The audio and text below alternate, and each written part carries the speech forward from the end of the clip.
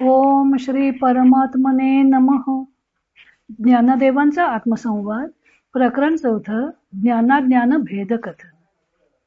निखळ ज्ञानमात्रतेचे स्वरूप दृष्टांत भाग 2. ओव्या आहेत 13 आणि 14.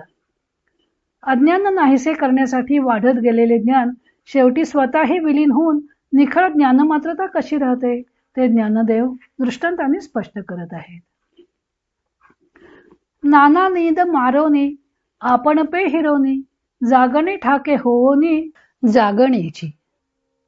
अथवा झोपेचा नाश करून व आपल्या जागृतीलाही टाकून जागृती ही जशी नुसत्या जागृती मात्र स्वरूपास प्राप्त होते तैसे अज्ञान आटोनिया ज्ञान येते उवाया ज्ञानाज्ञान गिळोनिया ज्ञानाची होय.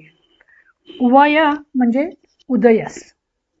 त्याप्रमाणे अज्ञानाचा निराश करून ज्ञान जे उत्कर्षास प्राप्त होत असते वाढत असते ते ज्ञान व अज्ञान या दोघांना गिळंकृत करून केवळ ज्ञप्ती रूपाने उरते. स्वामी स्वरूपानंद याचं अभंग रूपांतर करताना म्हणतात, किंवा जेव्हा निद्रा सर्वथा आटोन जागृतीचे भान तेही लोपे स्वरूपे करवण तेव्हा जैसी साच मूळ जागृतीचं उरे एक. तैसी अज्ञानाची आटणी करून जाताची निमोन ज्ञानोत्कर्ष उरे ज्ञान मात्र स्वरूपे करून सर्वथा गिळोन ज्ञानाज्ञान. ज्ञानमात्रतेचे स्वरूप कसे असते ते ज्ञानदेवाने कल्पांताचा व सूर्याचा दृष्टांत देऊन स्पष्ट केले. पुढचा दृष्टांत आहे जागृतीचा. जोपर्यंत गाढ निद्रा असते तोपर्यंत मनुष्याला आपले बाह्य जगाचे व अन्य कसलेही भान नसते. तो स्वप्नमय अवस्थेत अथवा सुषुप्ती अवस्थेत पूर्णपणे हरवलेला असतो. गाढ झोपेतून जाग आली की ती निद्रेला नाहीशी करते. जाग आल्यावरही सुरुवातीला थोडा वेळ झोपेची झापड असते, पण अतिजागृत अवस्था आली की मनुष्य झडझडून जागा होतो, अंथरूण सोडून कामाला लागतो. त्यावेळी निद्रेच्या भानाबरोबर जागृतपणाचे भानही हरपते. ती अवस्था केवळ जागृतीची असते. तिथे ना निद्रेचा प्रत्यय ना जागृतीचा प्रत्यय. पूर्णतः जाग आल्यावर निद्रा उरतच नाही. पण आता आपण जागे झालो आहोत असेही मनुष्य घोकत बसत नाही, तो त्याच्या कामाला लागतो. हा एक केवळ दृष्टांत झाला. या दृष्टांताच्या साहाय्यानं ज्ञानदेव निखळ ज्ञानमात्रतेचा बोध स्पष्ट करतात.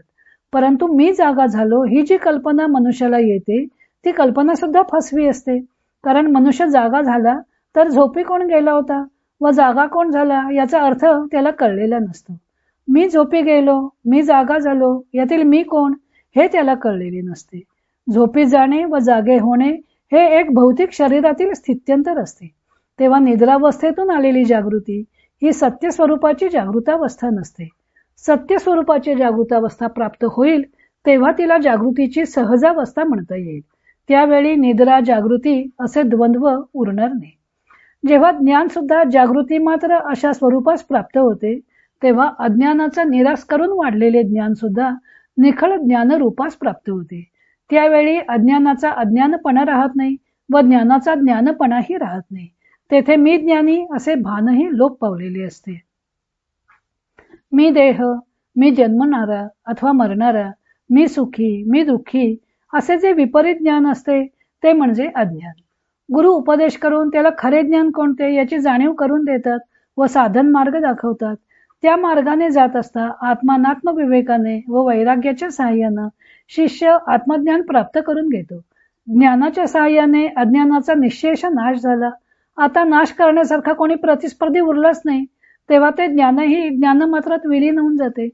तेव्हा सुरुवातीला अज्ञानाचा नाश करण्यासाठी उद्भवलेले ज्ञान जणू काही आपलाच नाश करण्यासाठी वृद्धिंगत होत असते. एकूण ज्ञानमात्रतेत ज्ञान अज्ञान हे द्वंद्व नाहीसे होते. पुढे हीच गोष्ट ज्ञानदेव चंद्र व दिवस रात्र यांच्या दृष्टांताने स्पष्ट करत आहेत. तो भाग आपण उद्या पाहू.